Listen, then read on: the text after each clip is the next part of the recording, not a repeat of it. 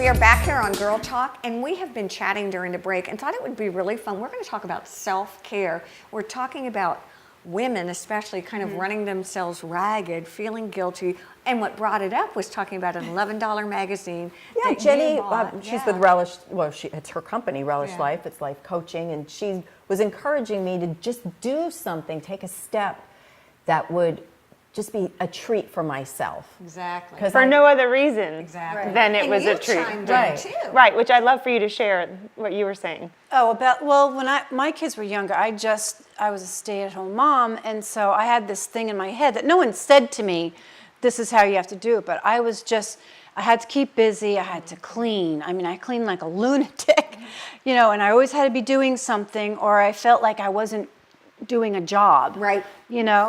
And I wore myself out, and now, I know, okay, I have got to stop or I'm just going to go down, Right. and I'm not doing anyone any good. Do you just pace yourself differently? Do you balance things? When I go home, I try not work. I know that sounds crazy, although right now I am doing that because I'm on a deadline, but when I go home, I'm home. I'm not painting or anything like that. What is work for you two? Because you've got wee little children.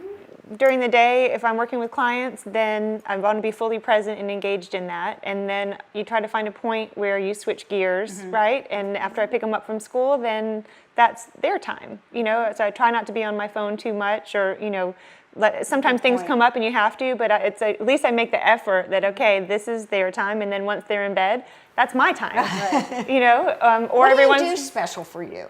Well, it's taken practice. I mean, that was a huge learning curve, and that's one of the things I'm so passionate about in my coaching practice is it was hard for me to learn what I enjoyed and what were some ways I could, when I needed to kind of fill up or, reboot, what can I do? So, Decompress? I mean, walking around Target by myself, I love. Looking at magazines, I love.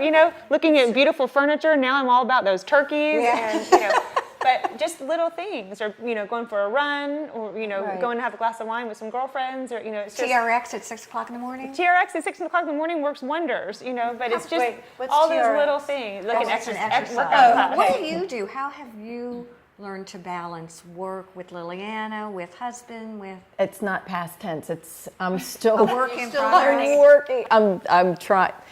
There's a lot of, they bleed over.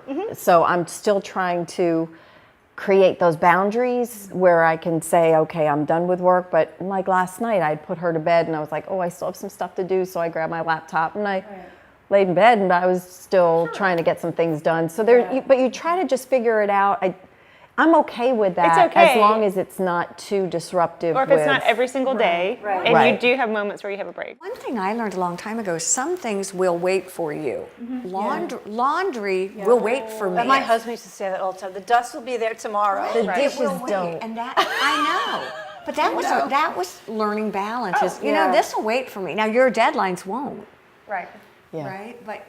But there's something I still can't quite let go of the chores part of it. Like, Because you have an expectation for yourself, and you have a high standard. If it's not done, you're Yeah. falling Wait, apart. did you hear what she You're said? losing it. Did you hear what she said? She said No, the best I was thing. just See? caught up in my own obsessions. No, but it's great to have high standards for yourself. It is great to be the kind of person that wants to have a beautifully clean, perfect home, and to do a fantastic job at work and be a great mom. The only time that those standards become a problem is when they're running you.